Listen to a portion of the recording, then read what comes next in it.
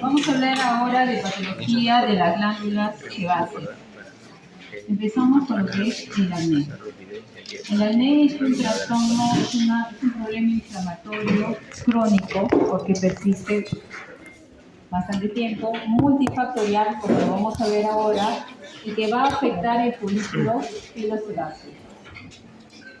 Es importante porque el acné es una de las enfermedades más frecuentes de los adolescentes y de adultos jóvenes, ¿ok?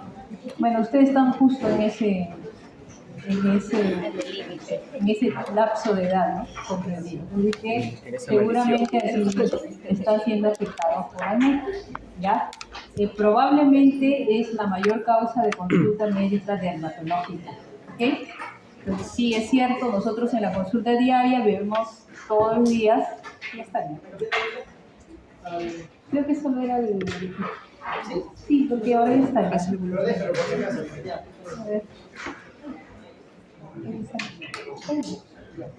Solo que esto se mueve.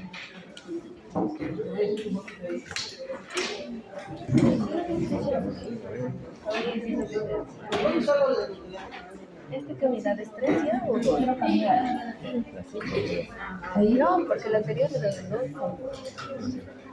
Quiero la notita porque la brilla está bien, todo mi chiste es muy bueno. De la Cata. Cata. Ante ella. Doctora. En el segundo video. Para hablar de la dexametasona. ¿Este ingresa en la unidad 2 también? Sí, todo eso. Ahí puedo ingresar el día 30.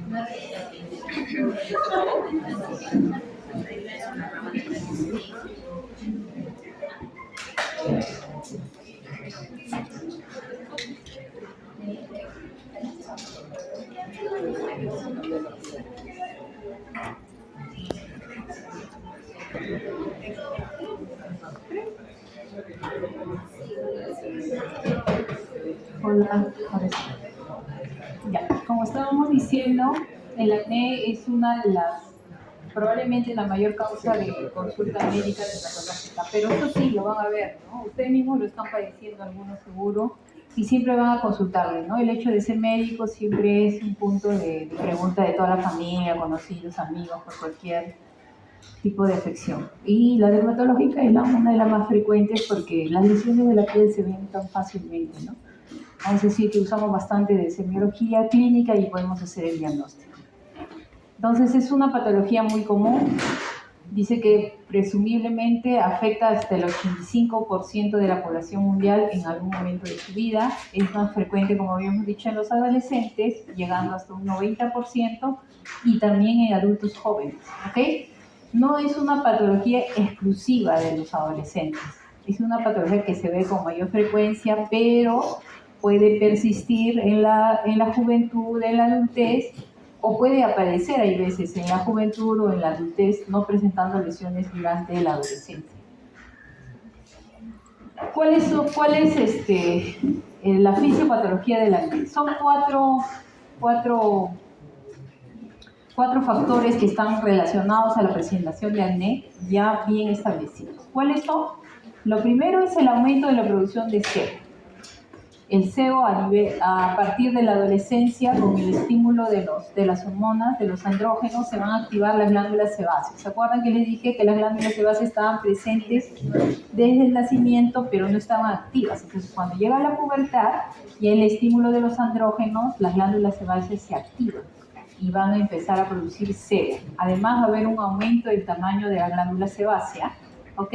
Y va a aparecer una descamación anormal de los queratinocitos a nivel ¿de dónde? A nivel de la zona donde el folículo piloso se une con la piel, ¿cómo se llama? Ya, en esa zona justo de la unión va a haber una hiperqueratinización folicular o una descamación anormal de los queratinocitos que va a obstruir la salida, O sea, la glándula sebácea no va a poder descargar su contenido hacia la piel, sino se va a obstruir. ¿Ok? ¿Y eso por qué va a suceder? Probablemente por influencia de andrógenos y los lípidos que se encuentran en el sebo favorecen a esta obstrucción. Se obstruye, ya no sale el contenido de sebo, la producción hacia la piel, y se forma un pequeño comedón. ¿Ok? Y además tenemos la presencia de esta bacteria, que ahora se llama Cutibacterium agnes, ¿ok? Y esta bacteria era un habitante, ¿se acuerdan? Que era normal encontrarlo en el zona del folículo, igual que, ¿quién más? Picrosporium ovale también se encontraba. Entonces, esta bacteria normalmente se encuentra ahí. Cuando hay mayor producción de las glándulas sebáceas, la bacteria va a aumentar.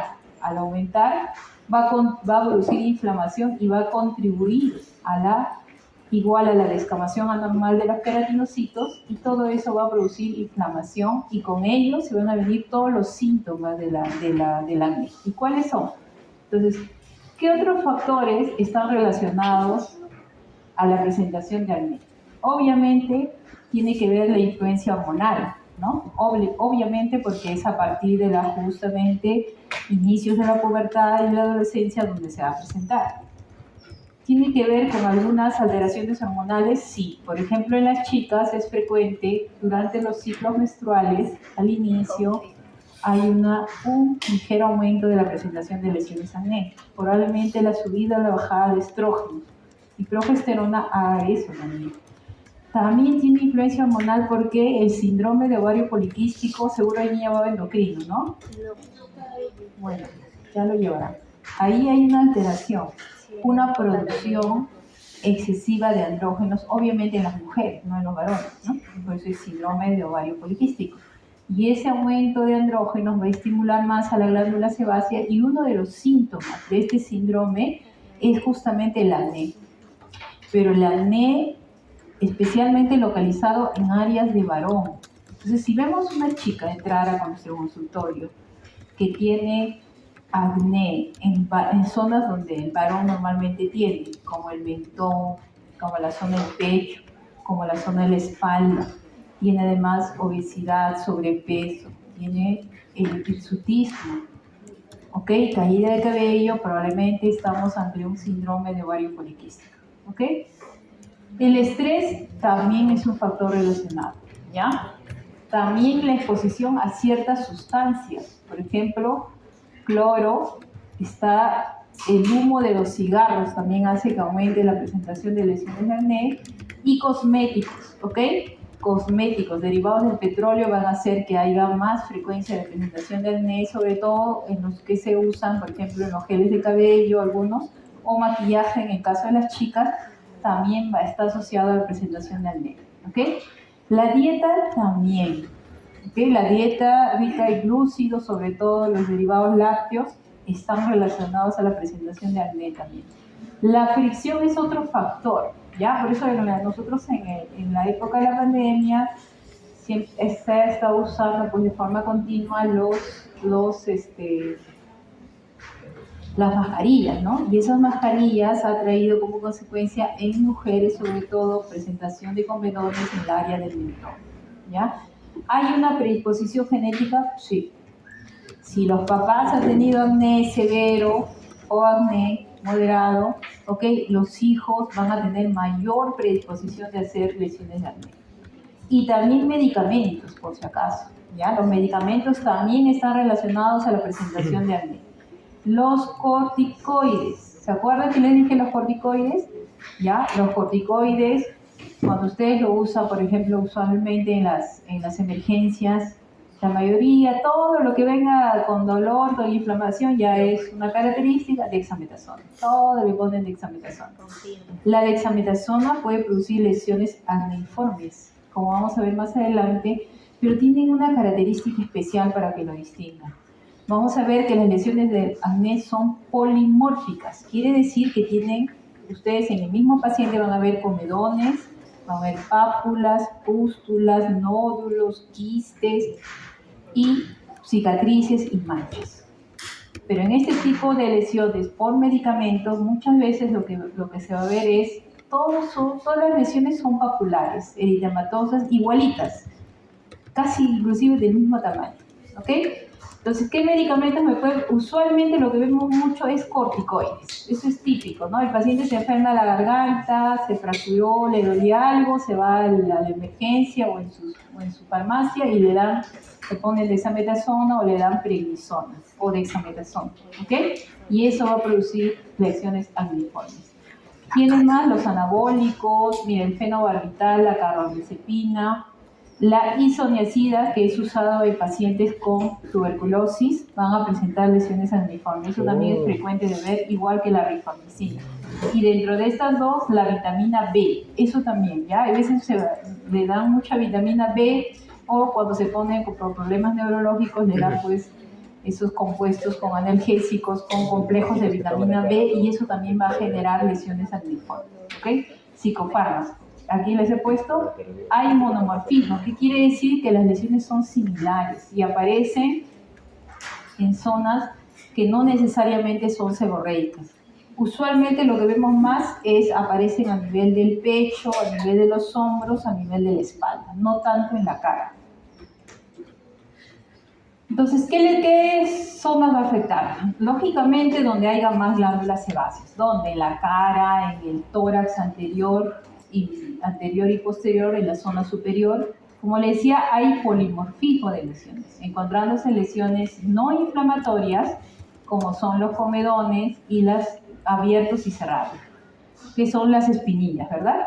Los comedones son las espinillas. Cerrados son puntos blancos y abiertos son los puntos negros. Esos son los comedones abiertos. Y las lesiones inflamatorias pues son las que son medias eritematosas, ¿no? Pápulas eritematosas, con pústulas, nódulos y en algunas ocasiones también va a haber quistes. La clasificación, hay muchas formas de clasificar el acné, varias formas, ¿ok? Según la causa que lo origine, como acabamos de hablar, acné no inflamatorio, que son los comedones, y acné inflamatorio, las pápulas, las pústulas y los nódulos. Es inflamatorio porque hay mayor inflamación, mayor proliferación bacteriana. En cambio, en el no inflamatorio, generalmente es cuando hay la hiperqueratinización folicular, se obstruye y se fue como una pápula blanquecina. Bueno, ahí cuando lo vean en sus máquinas seguro lo ven bien. Aquí había comedones. Sí, comedones. Ya hay comedones, lesiones papulares. Es importante distinguir los comedones porque después no van a ser, eso va a ser el punto de hacer un diagnóstico diferencial con otra patología bastante similar, ¿ya? Comedones. Aquí hay lesiones papulares, pustulares, algunas costras también va a haber. Y en esta lesión ahí hay nódulos, ¿ven? Los nódulos son lesiones inflamatorias, rojas, ubicadas todas ellas en la cara. Hay varias formas de clasificar, como les había dicho. Miren, en esta cuadrito de clasificación de acné lo clasifican por la edad, por la lesión predominante, por el número de lesiones y hay formas especiales de acné. Por la edad de presentación tenemos neonatal de 0 a 30, del lactante de 1 a 24. Generalmente estos tipos de acné que sí hay, el neonatal y del lactante, ¿por qué sería? Si sus glándulas sebáceas no funcionan. Bueno, vamos a decir que no, es porque pasaje de las hormonas masculinas, de la mamá, sobre todo en fetos masculinos. ¿Ok? Y la infantil también se debe. ¿Los andrógenos acaso solo se producen a nivel de la activación de las hormonas, de las gónadas masculinas o femeninas? ¿Solo ahí se producen? ¿Dónde más se van a producir? Eso, en la glándula suprarrenal, ahí hay producción de andrógenos, ¿ok? Entonces, en los acné de tipo infantil, sobre todo se da en varones, todavía no tienen las gónadas activas, pero sí hay producción a nivel de las glándulas suprarrenales, ¿ok? Y del preadolescente, eso ya es por función, pues, por activación de los andrógenos a las glándulas sebáceas, ¿ok? Según la lesión predominante, acabamos de verlo. Pueden ser comedónicos, puros comedones, abiertos y cerrados, pápulo pustular y nódulo quístico. Según el grado de severidad, leve, menos de 20 lesiones, moderado, severo. Y formas especiales, como vamos a ver ahora. Esta es la clasificación que generalmente usamos en consultorio. ¿Ya? Nosotros clasificamos el acné como leve, moderado y severo. Leve, cuando es generalmente comedones. ¿Ok? Puede haber algunas pústulas, ¿ya? No hay nódulos, no hay quistes y generalmente se afecta la cara. ¿Ok? Eso lo vemos en las pacientes que vienen en la pubertad generalmente y algunos ya en la adolescencia. El de tipo leve o moderado ya es el pápulo pustuloso. ¿Por qué? Aquí hay comedones, sí, pero lo que hay más es pápulas y pústulas inflamatorias. Hay lesiones nodulares, pero muy pocas, ¿ya? No hay quistes y las lesiones se van extendiendo un poquito más, ya no afectan solo la cara, sino pueden afectar también algunas zonas de pecho, anterior o posterior. Y el tipo grave es el que se presenta con nódulos y quistes. Hay comedones, hay pápulas, pústulas, pero ahora hay nódulos y quistes. Nódulos y quistes. Las lesiones son más extensas, obviamente si son nódulos son más profundas y tienen síntomas, da dolor, porque los nódulos, ¿se acuerdan que era el nódulo de una lesión? Prácticamente que nosotros tenemos que tocarla, ¿verdad? Una lesión que abarcaba más a profundidad, entonces causa dolor, ¿ya? Y como hay dolor, forman muchas veces abscesos y dejan cicatrices. Entonces pueden afectar la cara, pero zonas de tórax y espalda también. ¿Okay? Este es un tipo de acné especial, en el acné conglobata. ¿Ya? Generalmente, sí, hemos visto en consultorio, no es raro de ver, es una forma grave y excepcional de acné. Tiene comedones, pústulas, quistes, pero sobre todo tiene tractos fistulosos que se comunican, o sea, entre nódulo, quiste y quiste se forma como trayecto fistuloso y cuando ustedes lo tocan es blando inclusive en la cara, múltiples, dolorosos. Obviamente van a dejar cicatrices atróficas, muchas veces queloideas. Las lesiones van a exceder las zonas seborreicas, sino ya van a afectar a otras zonas como extremidades superiores. Pueden afectar los brazos, el abdomen, los glúteos, las axilas, el ingle, la zona del periné también pueden afectar. Pueden aparecer como una lesión, como una patología, vamos a decir, como un acné sin lesiones anteriores previas o con un acné vulvar previamente, ¿ya? Estas personas tienden a producir hidradenitis supurativa, que es un problema de las glándulas apocrinas que se encuentran en las zonas de las axilas, región, en la zona inguinal, ¿se acuerdan? ¿Ok? De causa inflamatoria de etiología desconocida. Y las perifolliculitis en el cuero cabelludo. Entonces este es el acné conglobata. Y este es un tipo de acné que se llama acné fulminante. Es una variante muy rara de acné cuya característica está asociado al uso de isotretinoína muchas veces y se presenta de pronto un brote de pústulas hemorrágicas muy dolorosas, con nódulos que se ulceran. Puede afectar cara y tronco, pero generalmente en el tronco y asociado a síntomas sistémicos como fiebre, artralgia, malestar general. Se ha asociado al uso de isotretinoína. Ese es el acné fulminante. El diagnóstico, ¿cómo es? Es clínico. Pues vemos las lesiones y hacemos el diagnóstico. El tratamiento del acné. ¿Okay? Ahí viene. Esa es la parte de repente más interesante. El tratamiento del acné depende de la cantidad de lesiones y los tipos de lesiones.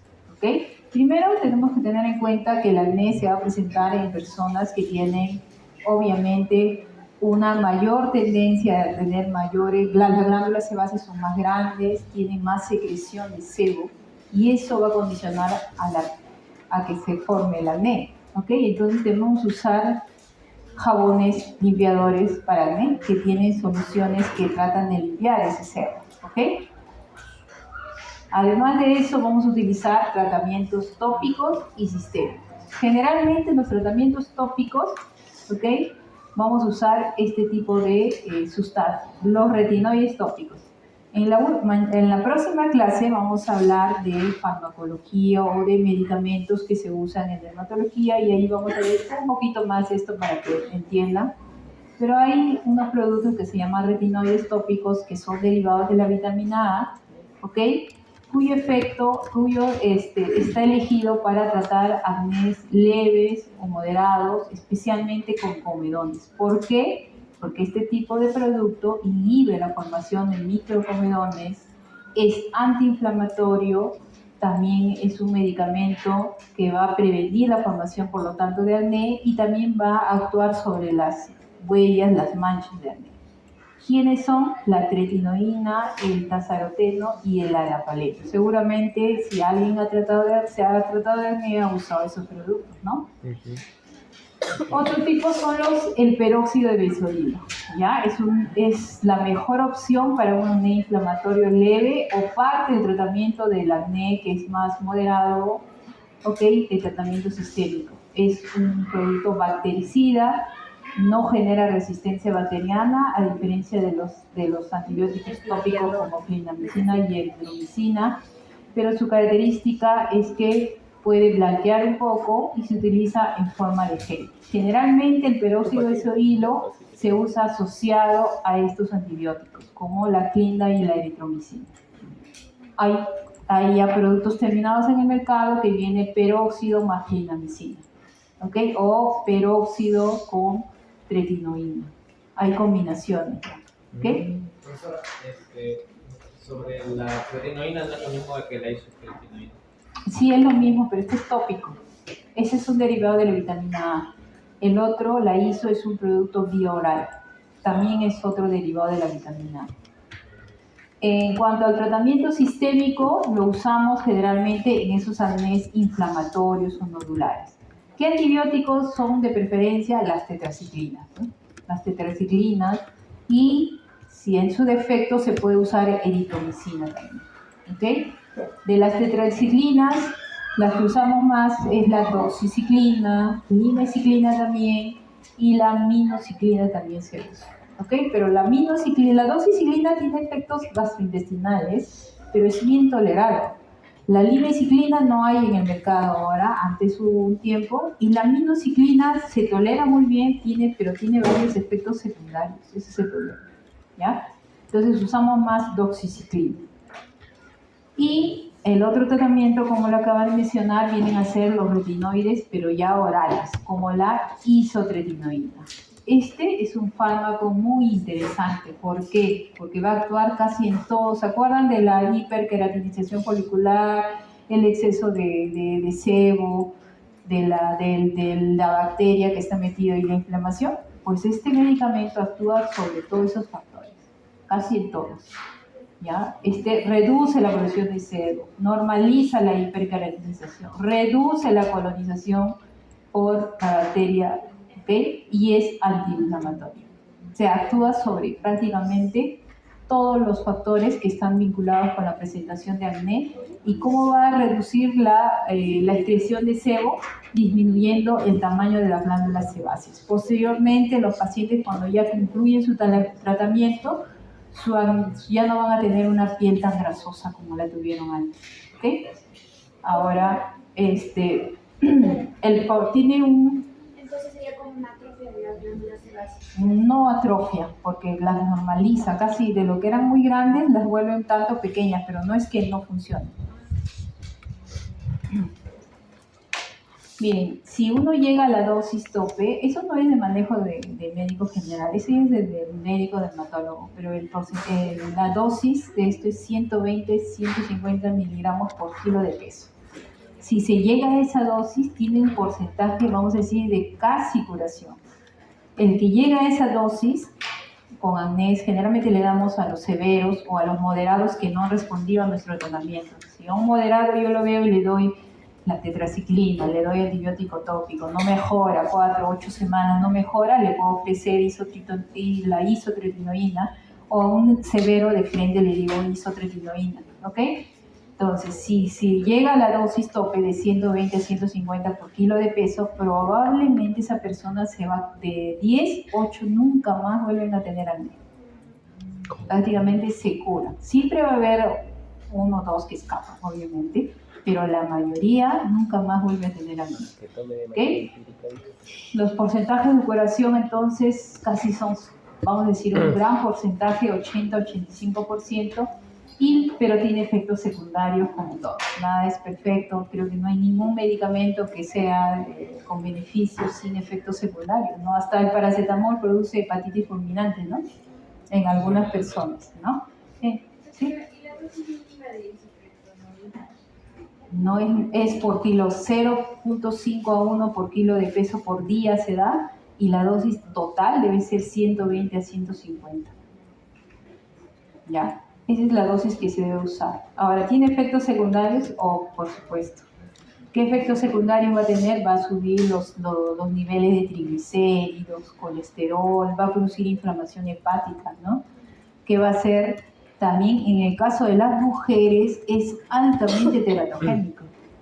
Sí o sí, ese bebé o muere o nace con malformaciones severas. Por eso en los hombres no hay problema.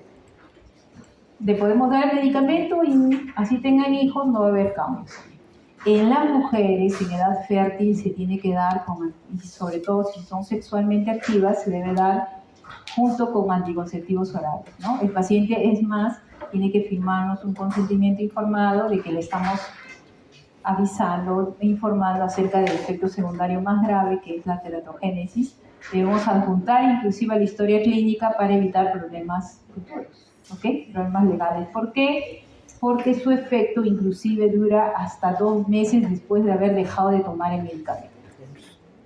O sea, aún no puedo si la mujer está planificando tener hijos, se tiene que 1 o 2 meses antes de darle el medicamento, si es sexualmente activa, claro, hay que darle anticonceptivos, y después de hasta 2 meses, después de suspender el tratamiento, ahí recién puede tener hijos, ¿ok? Ese es el efecto más grave que tiene la isotretinoína. Otros efectos: produce resequedad en la piel. Como disminuye las glándulas sebáceas, se vuelve seco. Entonces las personas, ¿cuál es su problema principal más importante? Se les seca la piel, los labios se les cuartean, ¿no? Por eso los pacientes con isotretinoína, sus labios se encuentran muy rojos, con descamación. Y si está asociado con la forma fulminante, ¿en qué momento se tendría que decir que hay que evitarlo? O tal vez... Cuando empieza, pues tú le das el medicamento y reacciona con eso. Y se asocia, si es fulmina, se asocia a corticoides. ¿Ya? Ahora, entonces, por eso a esos pacientes, cuando van a ir al consultorio, cuando uno se le quiere dar este medicamento, hay que pedirle exámenes de base, ¿no?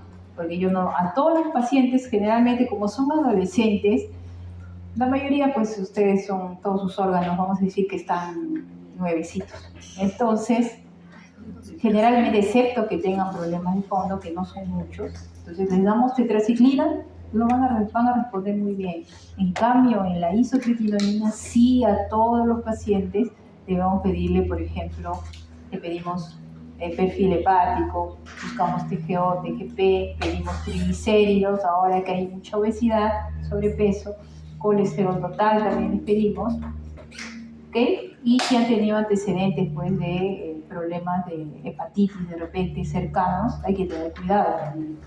Y va a producir, en todo caso, vamos a pedir los exámenes, ni bien empieza a tomar, al mes vamos a hacer un control de los exámenes para ver si se alteraron o no con nuestra medicación, y si no hay, ya hacemos controles trimestrales, ¿ok?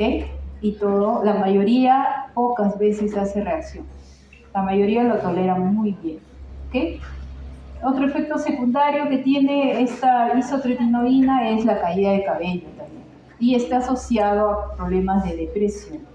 ¿Okay? Entonces, los pacientes con depresión que ya tienen problemas previos, hay que tener cuidado también con el uso de este medicamento. ¿Okay? Ahora, además de este tratamiento con tetraciclinas y retinoides, se puede asociar anticonceptivos y espironolactona, que tiene un efecto antiandrogénico, ¿verdad? ¿Okay? Se puede asociar, pero en algunas personas, sobre todo en mujeres en mujeres como síndrome de ovario poliquístico. ¿Ok? Este es un esquema que más o menos resume lo que ya habíamos hablado. Por ejemplo, si es un acné leve, generalmente comedogénico, ¿qué damos?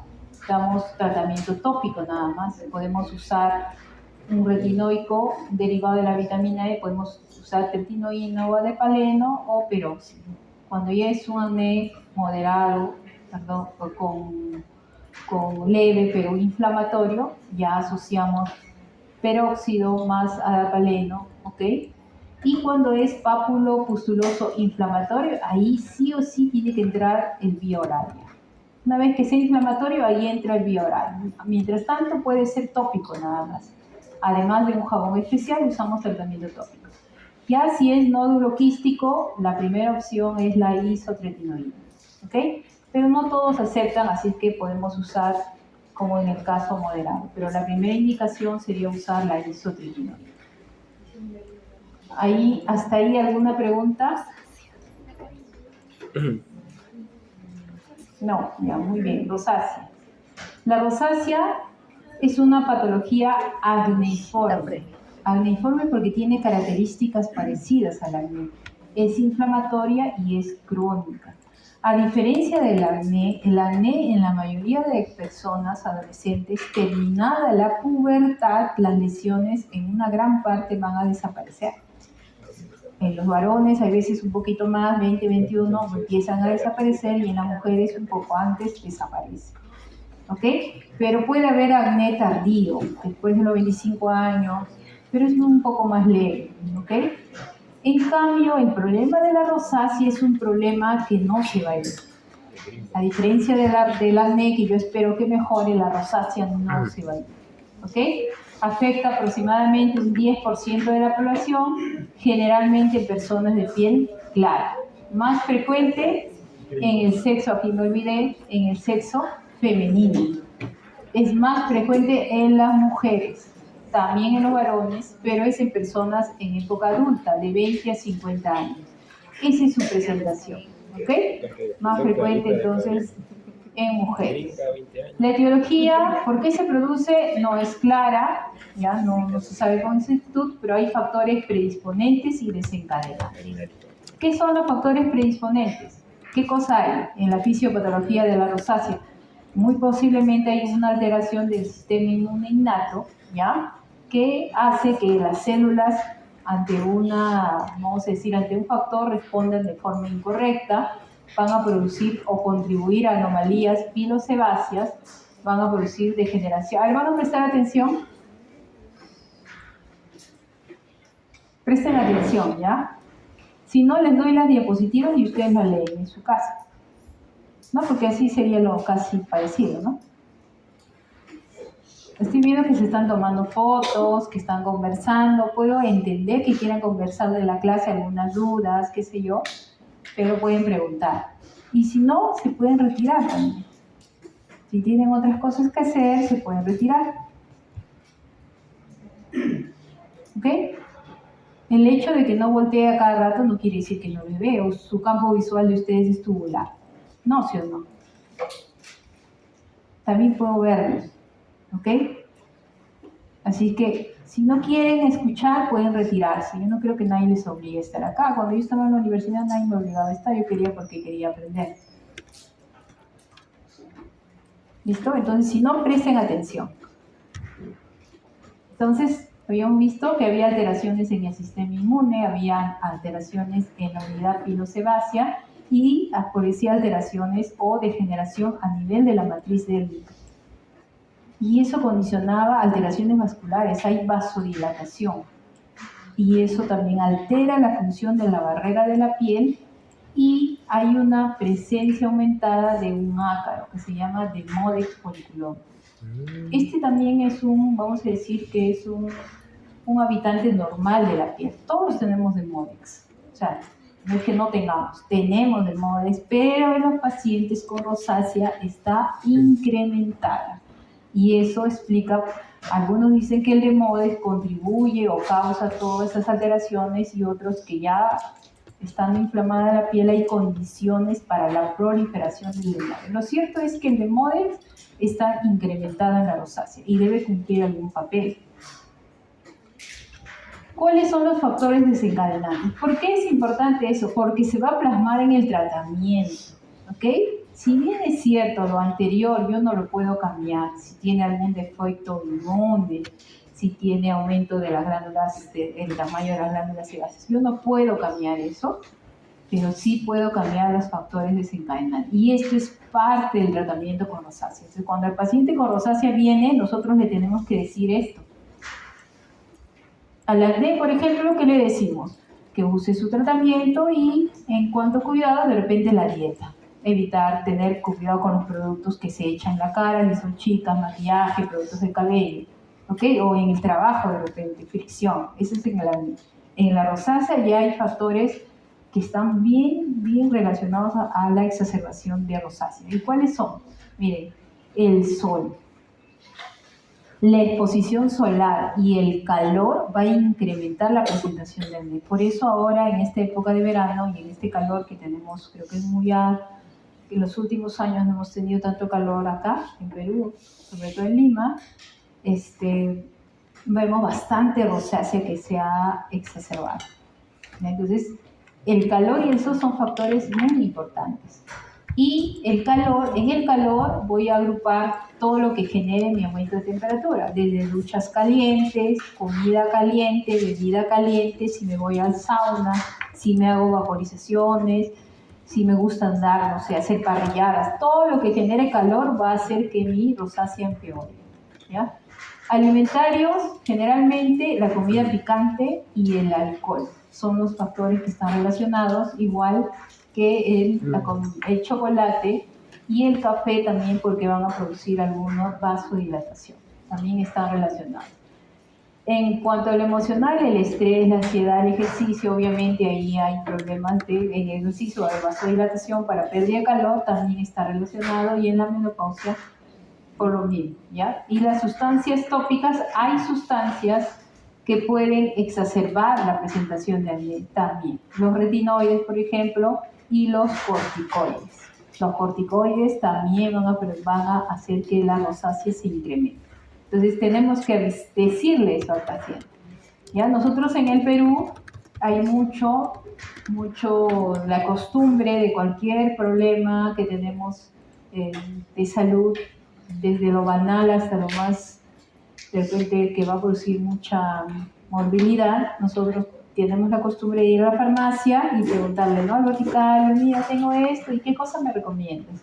Entonces a ellos les encanta usar los corticoides. Para todo dan dexametasona y prednisona, y les dan la betametasona o esos trivalentes, como tipo Portil, Dotil, que tienen las tres cosas, tiene betametasona, tiene clotimazol y neomicina, ¿verdad? Ya esa cremita, pues todos lo usan a diestra y siniestra. Y ahí el problema es la betametasona.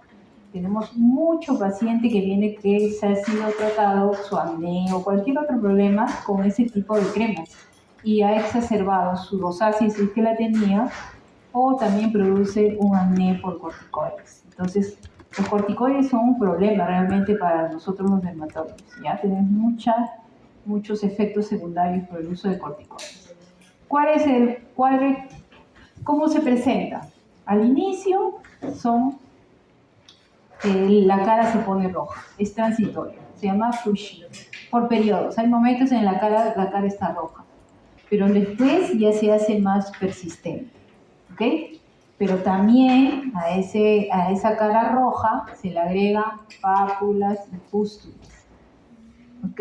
Parecido al acné, pápulas, pústulas. Se agregan telangiectasias, que son como unos vasitos dilatados, que algunos tienen idiopáticamente en la cara, o los pacientes que tosen, o los pacientes que tienen asma lo tienen, ¿ok? O también se puede ver en los problemas, pues, de alteraciones hepáticas, ¿no? En la cirrosis se pueden ver telangiectasias, ¿verdad? Entonces, también se pueden ver en los pacientes con rosácea. Tienen una sensación de que la piel está seca, está descamativa, y tienen unos síntomas que los del acné no tienen, porque su primer diagnóstico diferencial, uno de los más frecuentes, es el acné. este va a dar prurito y quemazón. Ese es un síntoma importante. ¿Ya? Porque los demás son signos, ¿no? El síntoma es el prurito y el ardor o la quemazón. El paciente con rosácea siempre va a decir, me pica la cara, me pica, me arde, me quema cuando estoy en el sol. El paciente con acné no. Muy pocas veces le va a decir que le pica. Lo que tienen ellos más con los nódulos es dolor. Lo que van a tener más acá en la rosácea es prurito y ardor. También puede haber edema facial, también hay infección a los ojos. Por eso tenemos muchos pacientes que vienen de oftalmología. Oftalmología nos lo manda, ¿no? Descarte de rosácea. O nosotros también mandamos oftalmología. Y aparecen cambios. Ya eso es en un tipo de rosácea o en cambios ya crónicos, donde hay una hiperplasia de las glándulas sebáceas que genera las fimas. Lo más conocido es la rinofima, ¿no? Seguramente han visto ese paciente alcohólico con cara roja, con la nariz grande, pues eso es rinofima, ¿no? Es un tipo de rosácea. Entonces, ¿hay varios tipos? Sí. Tenemos la primera, la rosácea eritematotelangiectasia. ¿Qué quiere decir? Como su nombre dice, está roja a nivel central, tiene el flushing y las telangiectasias, y asociado a prurito y ardor. Es una cara roja, generalmente en la zona central. En persona adulta, generalmente mujer. Los hombres también tienen, pero es más frecuente en las mujeres. Esta rosácea pápulo-pustulosa, como su nombre lo dice. Hay eritema, hay pápulas, pústulas y también va a haber un componente de edema. ¿Okay? Aquí se puede parecer al acné, ¿verdad? Pero la rosácea tiene ese componente rojo que el acné no tiene. Una diferencia. 2. La rosácea tiene prurito, ardor que el acné no tiene. Y hay otra lesión que la rosácea no va a tener. Te voy a preguntar en el examen. ¿Cómo? La rino. No. El acné tiene esa lesión y la rosácea no tiene. Ah, el acné tiene. ¿Qué es cuando hay hiperkeratinización folicular? ¿Qué se forma? El comedón. La rosácea no tiene comedones. Pero hay pacientes que vienen complicados. Vienen pacientes con acné y con rosácea. Por si acaso, ¿ya? No es que no haya esos pacientes, hay pacientes con acné rosácea, ¿ya? Pero no es lo frecuente, ¿ya? Entonces, la rosácea no tiene comedones, porque su problema no es ese. El problema es, parece que hay alteración en la matriz, hay vasodilatación, hay alteración de las glándulas sebáceas, pero no hay obstrucción a nivel de la glándula. Por lo tanto, no hacen comedones. Y la rosácea que le decía, la fimatosa. En varones generalmente hay una hiperplasia sebácea, al inicio es edema y luego ya se vuelve una consistencia más dura. Este paciente puede seguir teniendo el eritema, las pápulas, pústulas, claro que sí. Esa es la rosácea fimatosa. A nivel de nariz se llama rinofima, a nivel de párpados, de mentón, cada parte lleva un nombre, pero bueno, no vamos a llegar a esos detalles, pero lo importante es el más frecuente, la nariz, pero que eso se llaman fimas, ¿ya? Y hay una rosácea ocular, ¿ok? Tienen molestias oculares, casi la mayoría de personas con rosácea lo tienen. Tienen sensación de cuerpo extraño, tienen el ojo rojo, ¿ok? Mira, puede producir blefaritis, el ojo rojo, puede producir los famosos que producen acá, ¿cómo se llama? Ursuelo y chalacia. Entonces, si ustedes ven un paciente con acné y tienen, o rosácea, perdón, y tenemos duda, hay que preguntarle, ¿te ha salido ursuelo, chalacia? Sí, te va a decir. A un gran porcentaje le sale, ¿ok? Y va a haber también hasta telangiectasias a nivel conjuntival. Entonces, tienen afección ocular. ¿Cómo es el diagnóstico? El diagnóstico en la rosácea ni en el acné hacemos biopsias, por si acaso. El diagnóstico es clínico nada más. Clínico. Como esta es una enfermedad, vamos a decir, muy crónica, ¿cuál es la finalidad de la terapia? Sería disminuir los síntomas, porque los síntomas le molestan al paciente. El paciente le fastidia su prurito, su ardor. ¿ya? Debe estar sí asintomático y mejorar su aspecto estético porque llama la atención o no. Un paciente con rosácea entra y tú sabes, ya ese tiene rosácea, es rojísima la cara. Igual un acné severo también llama la atención, ¿no? Entonces, ¿cuál es el tratamiento? Debemos cuidar la piel con las medidas generales que ya hemos dicho, ¿no? Evitar sol, calor, picantes, alcohol. Usar, como la piel es seca, usar jabones con pH ácido. Hay que usar cremas hidratantes para esa piel seca y usar bloqueador, importante. Porque el sol, ¿se acuerda que eran unos factores exacerbantes? Pues el paciente con rosácea no se puede ir sin bloqueador de su consulta. Tiene que usar. Tratamiento tópico, generalmente usamos el ácido acelaico, pero generalmente nosotros usamos metronidazol, tiene propiedades antiinflamatorias y también actúan en el Demodex, ¿ok? Y la ivermectina que se usó para el COVID, muy famoso, pues también si viene en vía tópica y su tratamiento es dirigido al Demodex, pero también tiene propiedades antiinflamatorias, ¿ya? Ahora, generalmente cuando es eritematoso usamos eso. Cuando ya tiene pápulas, pústulas, hay que agregarle vía oral, tetraciclina, se parece a la misma. ¿Qué tetraciclinas? La misma, doxi, limeciclina, minociclina. Si los pacientes no lo toleran, macrólidos, podemos usar metronidazol. Su problema es muy digestivo, produce mucho problema digestivo, es igual que la eritromicina, no se tolera. En cambio, la doxi se tolera bien, la minociclina se tolera bien. Y en rosáceas que no responden, podemos usar isotretinoína, pero a dosis mucho más bajitas que la MEC. ¿Ok? Entonces, pero lo mínimo que si ustedes ven un paciente con rosácea, deben decirle los factores exacerbantes, deben usar bloqueador solar, ¿no? Pueden usar los tratamientos tópicos también, podrían indicar, hay productos en el mercado, ¿no? Rosec, por ejemplo, es metronidazol. Bueno, hemos terminado. ¿Alguna pregunta? Doctora, en el caso de la rosácea, ¿el agua termal ayudaría un poco? Sí, es antiinflamatorio, se usa también. Doctora, yo estamos por el tema. El de pelo, el pelo y no sé si- En los casos donde tengo un paciente que tiene que consumir corticoides, ¿El que tiene qué? en pacientes que ellos por tratamiento tienen que consumir corticoides y también tienen rosáceas, en este caso, ¿qué se le tendría que hacer? Que tiene rosácea, se les da tetraciclina, lo que tienen que hacer primero es que generalmente esos pacientes son de reumatológicos, ¿ok? Tienen que bajarle la dosis hasta lo que acepte de corticoides, ¿ok? Usando ahorradores de corticoides tipo acitromicina. Ahora, si ya no se puede bajar tanto, tienes que darle tratamiento como si fuera un acné. Depende pues, de las lesiones, ¿no? Si es pápula pustular, le damos tetraciclina, jabones, tratamiento tópico, todo lo que se da se vuelve a dar, se sigue dando. Y en cuanto al tratamiento sistémico, ¿le sumo el tratamiento tópico o el tratamiento bilateral? Sí, o sea, si yo soy un paciente, vengo con espinillas, ¿qué me daría? Tópico, retinoides, peróxido, antibiótico. Tengo algunas pústulas, sigue siendo tópico, pero si yo tengo pústulas, pápulas, regular cantidad, ahí tiene que introducirse la vía oral. Tiene que entrar la tetraciclina ahí. Pero le sigo dando igual la vía tópica. Obviamente, no se quita, se sigue con el jabón, voy agregando, no lo voy reemplazando. Al pápulo le agrego, al jabón, al tratamiento le agrego tetraciclina.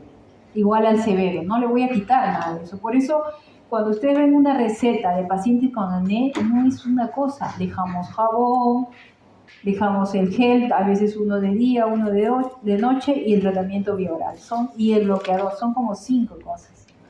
El tratamiento de acné no es una cremita, cuando ya hay remisión, sí podemos quedarnos con el jabón, con uno tópico, puede ser un retinoide tópico, pero de mantenimiento.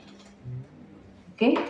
Doctora, en la foto que pusieron de la rosácea, de los bloqueadores, ¿hay diferencia, por ejemplo, en un bloqueador que sea factor de protección 30 y uno que sea... ya, eso lo vamos a ver en la próxima clase, ¿ya?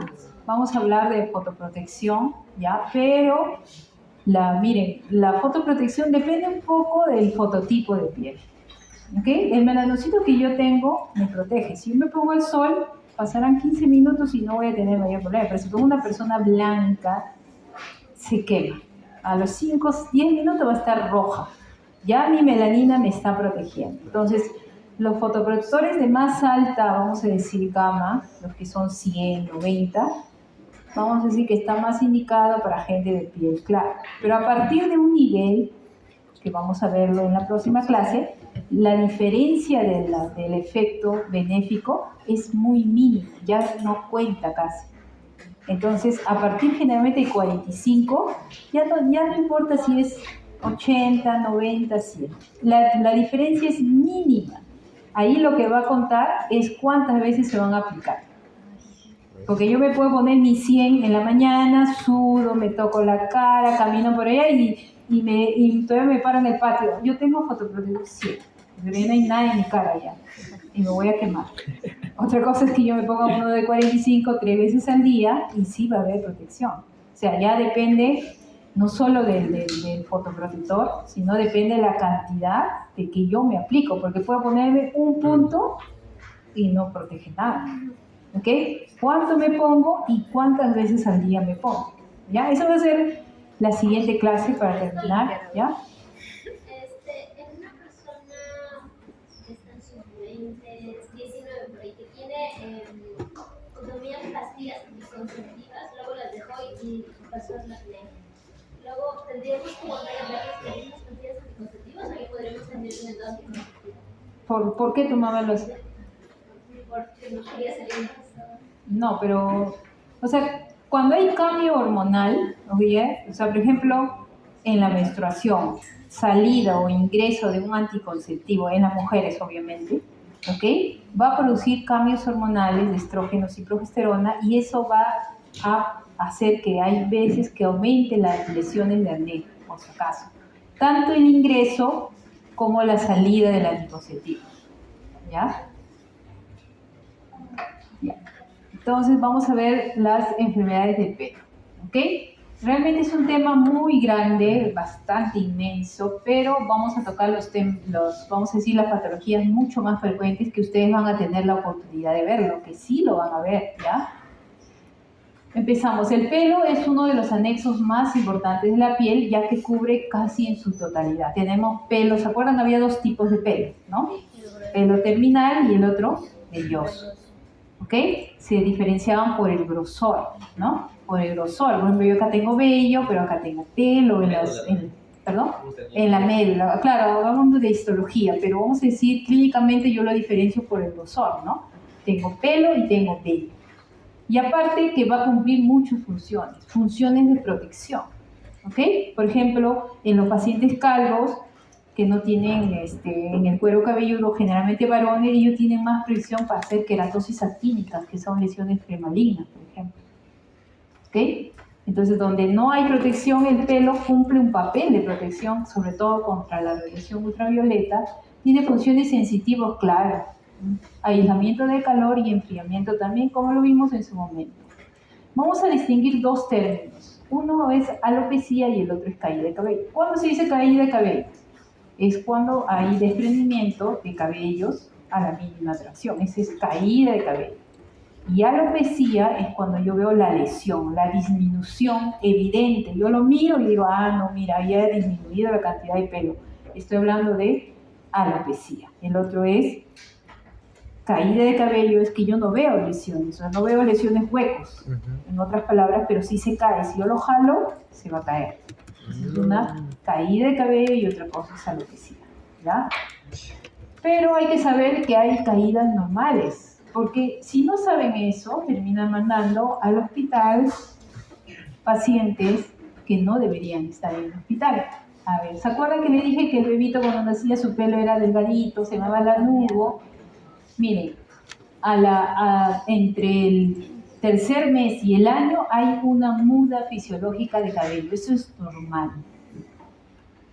O sea, del bebé desde el tercer mes hasta el año, su cabello va a ir cayendo. Es más, puede caer por mechones. Puede haber que algunos pelos están en la misma fase y caen por grupos.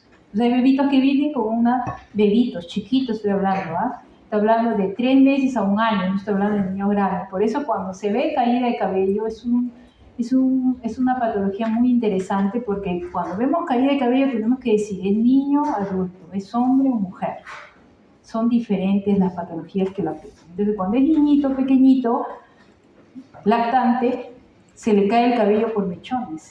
Y si está en ese rango, yo debo pensar que es una caída fisiológica. No necesariamente es patológico. Patológico, por ejemplo, hemos visto uno. ¿Se acuerdan de las tiñas capitis? Ahí le puse la foto. Cuando hay tiña capitis hay una caída, pero ¿qué veo en la piel? ¿Qué veía?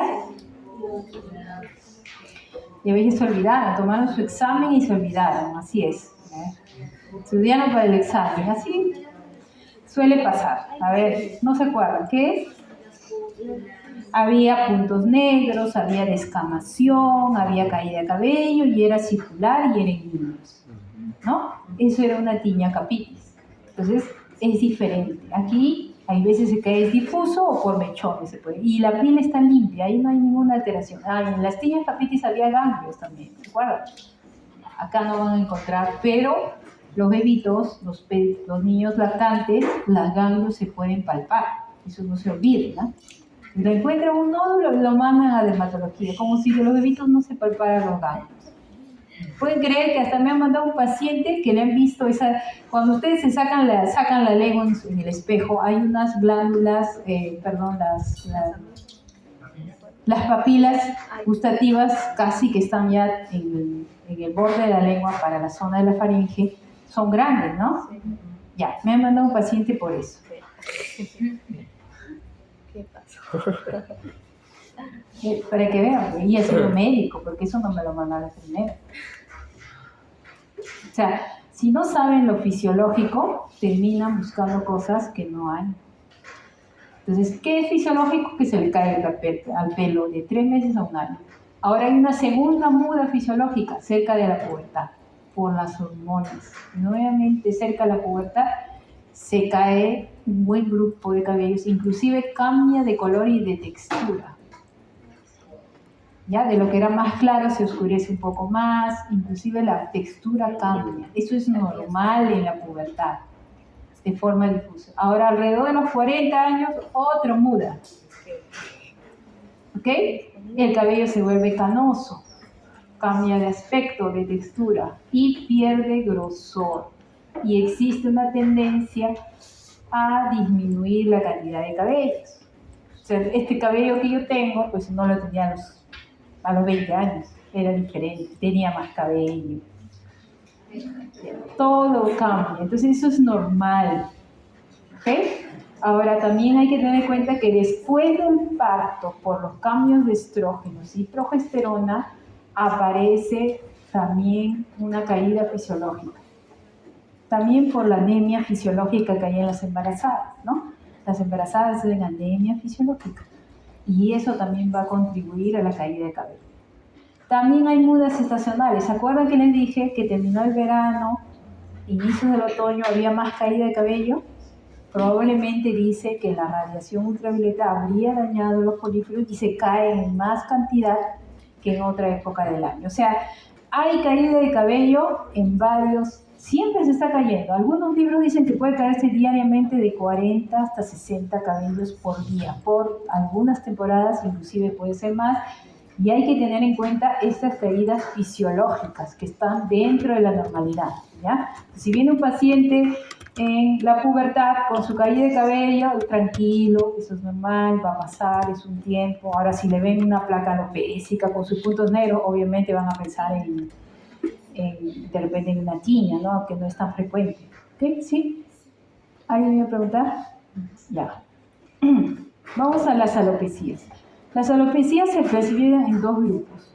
Alopecias no cicatriciales y las cicatriciales. No cicatriciales, ¿qué quiere decir? Que se caen pero pueden volver a crecer porque no se ha dañado el folículo en sí. ¿Se acuerdan que el folículo del pelo pasa por 3 fases? ¿No?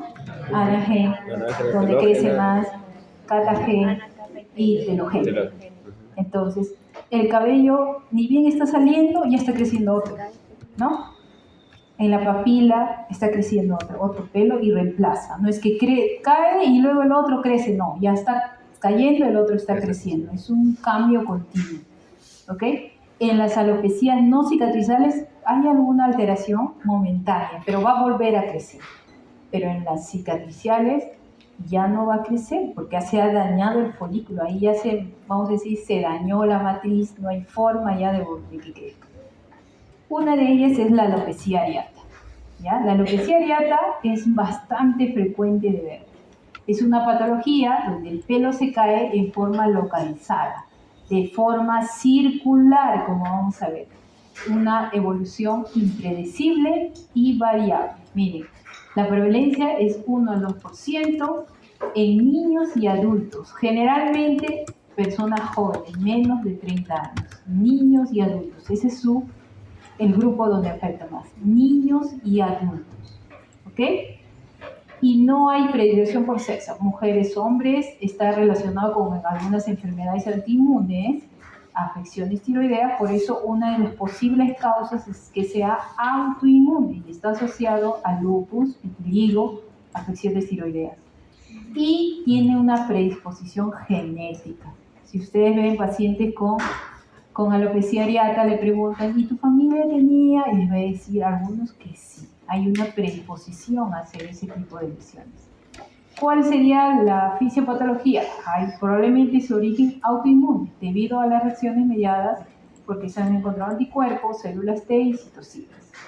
Estas células inflamatorias atacan los folículos en la fase anágena, todavía en la fase de mayor crecimiento, y eso hace que pase rápidamente a las otras fases y esto induce su caída, ¿ok?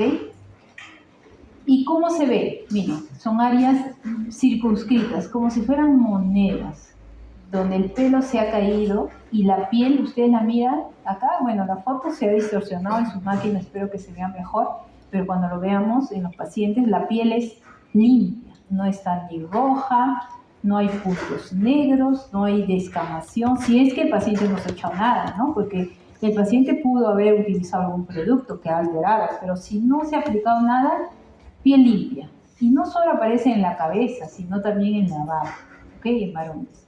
Es súbito, es de un momento a otro, ¿no? Dicen, yo me dormí, doctora, me fui a cortar el cabello y de pronto tenía un hueco en mi cabeza. Así bruscamente se le cayó el cabello. En estos pacientes también hay alteraciones ungulares. Hay que revisar las uñitas, ¿ok? Y esto está asociado a peor pronóstico y tiene en la mayoría de los casos una resolución espontánea. La mayoría resuelve, vuelve a crecer. Pero hay casos donde puede ser una alopecia total. Mientras la persona tenga menos edad, el pronóstico no es bueno. O sea, si yo veo a una persona de 20, 25 con alopecia areata, no hay problemas, va a crecer, le doy algún estimulante para el crecimiento del cabello como hacemos y va a crecer.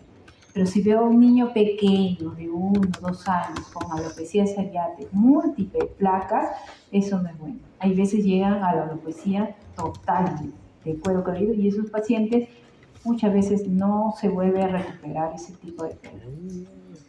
¿Ya? Entonces, mientras menos edad, el pronóstico no es tan bueno. Más edad, mejor pronóstico. Si yo lo veo con una lupa o con un dermatoscopio, voy a encontrar pelos en signo de exclamación. ¿Qué quiere decir? Son pelos que es como un lápiz, las puntas afinadas y la parte más distal en un grosor normal. ¿Ok? También voy a ver puntitos amarillos que son los signos de la inflamación. El diagnóstico es clínico. Si yo tengo duda que sea una tiña, le puedo pedir ¿qué le pido? Un KOH, un examen directo. Si tengo duda. Pero si no, el diagnóstico es clínico, nada más. ¿Ya? El tratamiento, la biopsia encuentras esto, pero no es necesario que pidas biopsia. ¿Ya? El tratamiento, lo mejor que hay es la inyección de corticoides intralesionales. Se pone triamcinolona a nivel dérmico, cada centímetro, por lo menos 0.1, en distancia de 1 centímetro cada uno, se va aplicando y eso va a estimular al crecimiento. Pero es doloroso. Entonces, si yo tengo un niño pequeño, no lo voy a traumatizar, porque le doy tratamiento tópico con corticoides, puedo darle con gotitas, puedo asociarlo a minoxidil y va a haber una buena respuesta. ¿Ok? Pregunta de la alopecia areata. ¿Es frecuente de ver, por si acaso? ¿Es una patología? ¿No es rara? Es frecuente. ¿Cuál? El primer tratamiento que dicen que se le daba de los corticoides, pero a las personas adultas. Ah, ya. Inyección se pone, corticoide. Sí. Intralesional se pone. Hay corticoide como para hacer las infiltraciones de los pacientes con problemas articulares, los reumatólogos infiltran. Ya, nosotros podemos usar la misma triacinolona y podemos usarlo a nivel subdérmico, ¿ok? En piel nada más. La otra caída de cabello es el efluvio telógeno. Esa es la más frecuente, ¿ok? Y esto va a ser una gran parte de las consultas de mujeres que nosotros tenemos en consultorio. ¿Ok? ¿Qué es el efluvio telógeno? Es una pérdida difusa del pelo. El otro hay alopecia, ¿no? ¿Se acuerdan? Alopecia yo lo mío es alopecia. Aquí se está perdiendo el cabello. Puede haber alopecia visiblemente también, ¿no? Pero se pierde el cabello. Es no cicatricial y sucede, mire, 2 a 3 meses después de un evento. Algo pasó que alteró eso. Después de 2 a 3 meses de ese algo, se cae el cabello. ¿Ok? Es la causa más común de pérdida difusa de pelo, o sea, por todos lados. Sin mucha voz, sin una placa en sí alopécica difusa, es la pérdida más frecuente, sobre todo en mujeres que vamos a ver en consultorio. Esto es frecuente. Ahorita hay un montón, todo el mundo viene y se me cae el cabello, y se me cae el cabello. Es una cosa y vamos a ver en COVID, hoy vamos a hablar, ya que la caída de cabello es una de las patologías que se ha asociado al COVID crónico, se llama, ¿no? Post-COVID está asociado a la pérdida de cabello, por si acaso. Ya lo vamos a ver, ¿ya? Es la causa más común, entonces es crónica cuando persiste más de 6 meses y afecta a quienes, a las mujeres entre la 4ª y 5ª década de la vida. O sea, ustedes están lejos todavía. ¿Ya? Pero van a tener sus tías, sus mamás que le van a decir, no, se me está cayendo el cabello, tú que estás estudiando medicina, ¿qué hago? ¿No? Todos van a estar preguntando. Entonces escuchen bien. ¿Cuál es la fisiopatología? Es que estos pelos estaban en fase de crecimiento anágena, que un estímulo hace que pause el crecimiento, entre a la fase catágena y posteriormente a la telógena y lleva una pérdida, generalmente más de 100 pelos al día. Por eso se llama efluvio telógeno. ¿Y cuáles son? Miren la cantidad de causas. ¿Cuáles son las causas? Miren, la alopecia postnatal y postparto, que es fisiológica, hay una alteración a nivel telogénico. ¿Ok? La radiación ultravioleta que causa caídas a finales de verano, inicios de otoño, es una alopecia telogénica. El estrés está relacionado. Las dietas hipocalóricas, el déficit de hierro, de vitamina D, como vamos a ver, está asociado a la caída de cabello. Entonces, las pacientes que son anoréxicas, que vienen ahora hacia... Ustedes saben que el problema psicológico de alteración que ha tenido después de la pandemia ha sido bien, bien grande. Y sobre todo en niños y en jóvenes. Ha habido bastante problemas, ¿no? Es una pandemia que nadie se da cuenta o no se le da la importancia, no se le da la importancia que amerita. Y eso ha traído muchos problemas ahí de estrés y problemas ya patológicos, ¿no? Depresión, ansiedad, TOC y todas esas alteraciones. Van a estar asociadas a caída de cabello y en la anorexia, por ejemplo, tenemos pacientes con caída de cabello también. ¿Okay? La cirugía como un hecho estresante está asociada. Y miren la cantidad de fármacos que producen efluvio telógeno. De ellas, las más importantes, los anticoagulantes, los antiagregantes, producen caída de cabello. ¿Quiénes más? Los cardiólogos, también los AINES, ¿ya? Pero voy a mencionar lo que más frecuentemente están asociados. Los anticoagulantes, antiagregantes. Los cardiológicos, esos antihipertensivos, antiarrítmicos, están asociados a caída de cabello. ¿Ok? ¿Quiénes más? Los anticonvulsivantes.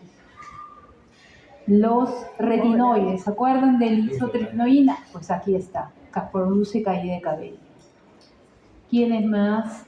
La isoniazida del tratamiento de los pacientes con TB también está asociado a caída de cabello. El litio y las enfermedades endocrinas. ¿Qué enfermedades endocrinas? El hipo y el hipertiroidismo son los que están asociados, y la diabetes. Entonces tenemos una pandemia de diabetes. Como dije la vez pasada, tenemos en el hospital, yo creo que eso se repite, las citas de endocrino tienen un tiempo de espera de 3 a 4 meses, y eso que hay 5 endocrinólogos. O sea, hay bastantes problemas de diabetes. Entonces vamos a ver, tenemos muchos pacientes con diabetes, con hipotiroidismo, hipertiroidismo, y el síndrome de ovario poliquístico, obviamente, que está asociado. ¿Ok? Las alteraciones nutricionales, como habíamos dicho, la anorexia, la bulimia, ¿ok?, están asociados a caída de cabello en este tipo de fluvio telógeno. Entonces, también uno que no está descrito acá es la posfebril. 2 a 3 meses luego de la fiebre, generalmente fiebres altas, han producido caída de cabello. Nosotros lo hemos visto con dengue. El año pasado, en Lima, ha habido brotes de dengue en regular cantidad, ¿ok? Ha habido en Lima, ¿ya? Entonces han tenido fiebre y ahora vemos la caída de cabello por dengue. En otras zonas de la selva, malaria, ¿no? Y lo que les decía, la infección por COVID-19 está asociado a efluvio telógeno.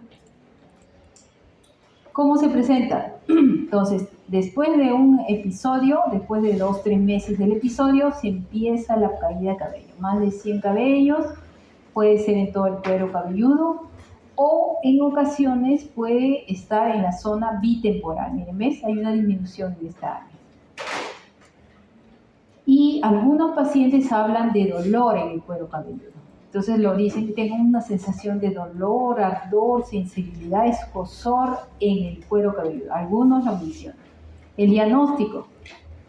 Aquí se usa una prueba de tracción. Se agarra el cabello, ¿ok? Y en las zonas generalmente se hace una tracción no tan intensa, ¿no?, pero más o menos generosa, de 60 pelos. Si se desprenden más de 6, la prueba es positiva. Lo normal es de 2 a 3. Más de 6 es positiva. Y cuando ven un tricograma, ¿qué es el tricograma? Es como un examen de los cabellos que se han caído. Cuando ven, una gran parte de ellos se encuentran en fase telógena. ¿En qué fase están casi la mayoría de cabellos? Anágena, casi 90% están en fase anágena, ¿no?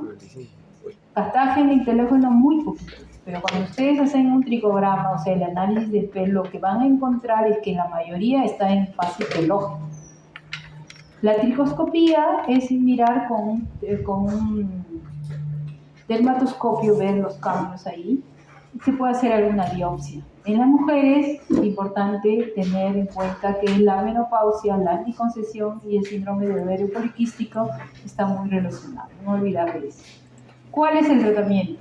Primero, el tratamiento, tengo que identificar el factor y corregirlo. Sobre todo eso tiene que ver con las enfermedades. Si yo tengo un paciente con hipotiroidismo, con hipertiroidismo, con diabetes, con síndrome de ovario poliquístico, tiene que estar en tratamiento. Entonces muchas veces vienen, se me cae el cabello, pero no se trata de su diabetes, no se trata. Tiene que corregir, tiene que normalizar su valor. Si tiene anemia, tiene que corregir. Si tiene ovario poliquístico, tiene que tomar su anticonceptivo y eso va a ayudar a corregir. Si es por causa medicamentosa, tiene que, si se puede, haber un cambio de ese producto con otro que pueda reemplazar. ¿Ok? ¿Y qué le damos? Al resto le damos pues nutrientes. Sobre todo tiene que tener vitamina D, la ferritina. Cuando está menos de 40, tiene que haber un tratamiento con fierro, obviamente. Y entonces, ¿qué es lo que los micronutrientes que deben tener las pastillas? Hay medicamentos bioorales que son para tratamiento de alopecias, ¿verdad? Unos se llaman Pilexil, otros Bifidel, justamente tienen estos nutrientes. vitamina D, sulfato ferroso, vitamina C. También puede asociarse la E, la vitamina D, el ácido fólico, pero vamos a decir que los que mejor están relacionados con la caída de cabello son estos, ¿ya? Recuerden que la hipervitaminosis A está relacionada con la caída de cabello porque la isotretinoína era un derivado de la vitamina A. Si hay exceso de vitamina A, va a haber una caída de cabello, ¿ya? ¿Cuál es el tratamiento? Se dan corticoides tópicos, minoxidil, que es un estimulante, también se hace, estos son como hacerle muchos agujeritos al cuero cabelludo. Son los tratamientos tipo, no, el láser es una luz especial que hace como agujeritos en la piel, ¿ya? Y eso estimula la neovascularización, mejora el colágeno. La toxina botulínica también mejora produce vasodilatación, mejora la perfusión y promueve el crecimiento. En cambio, esto de acá es como hacer muchos agujeritos mecánicamente. Son como unos dispositivos que tienen muchas púas. Entonces lo que hacen es hacer como agujeritos múltiples en la cabeza y eso hace el mismo efecto que el láser, similar, mecánicamente. Como lo de tatuaje. ¿Okay? ¿Cómo qué? Como lo de tatuaje, pero sí. Algo así, muchos agujeritos, ¿ya? Ese es el efluvio telógeno. ¿Alguna pregunta? Doctora, y mucho escucho del minoxidil. ¿Cuál es el principal efecto que tiene aplicarse el minoxidil? El minoxidil, su efecto exactamente no se sabe, pero produce vasodilatación. ¿Ya? Eso lo vamos a ver en la próxima clase. Ya, el efluvio anágeno. El efluvio anágeno es la pérdida de cabello, pero en la fase anágena, justo en la fase más importante. En la fase donde hay actividad mitótica y se va a perder gran cantidad de cabellos. ¿Por qué? Porque casi un porcentaje altísimo está en anágeno. Entonces, si afecta esa fase, se cae gran cantidad. Está asociado, esa es la causa de los pacientes que reciben quimio, pues. De los pacientes que reciben quimioterápicos, ellos se va a afectar esta fase y se cae el cabello pues a montones, ¿ok? Por eso se ven los pacientes con cáncer. Hay una toxicidad directamente a nivel del folículo en esa fase, anágena. Entonces, como la mayoría de pelos están en esa fase, se cae. ¿Cuáles son los medicamentos antineoplásicos que producen más eso? Es los que están mencionados acá. Entonces hay una pérdida abundante de cabello, casi un 90% después de 1 a 3 semanas después de que se inicia la quimioterapia. Y después que se suspende, nuevamente va a haber crecimiento, porque esto no es una caída del cabello con cicatrización, ¿no? Es una no cicatricial. ¿Cuál es el diagnóstico? Obviamente es clínico, ¿no? Hay el antecedente de que está en tratamiento, pues hace que uno pueda deducir que está haciendo un efluvio anágeno. También hay una alopecia por tracción, también se ve. ¿Qué quiere decir? Justamente su nombre le dice, es una tensión prolongada en algunas partes por algunos peinados, ¿no? Hay gente que jala mucho su cabello, a las niñas hasta sus ojitos están achinados tanto jalarle, ¿no? Por las trencitas, y eso va a generar que hay un daño al inicio inflamatorio, posteriormente se hace un daño crónico, hay fibrosis y ya de repente crece el cabello, ¿ya? Esa es una alopecia por tracción. Y otra causa es la tricotilomanía. Eso también lo vemos en consultorios, ¿ya? La tricotilomanía se está definido como la urgencia irresistible de arrancarse el pelo y se define como un arrancamiento repetitivo de cabello que provoca zonas de alopecia.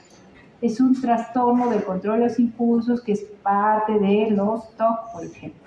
¿Okay? El problema aquí es psicológico, ¿okay? No es que la piel les pique, no, sino el problema es que tienen un problema psicológico lamentablemente y eso hace que se jalen los cabellos.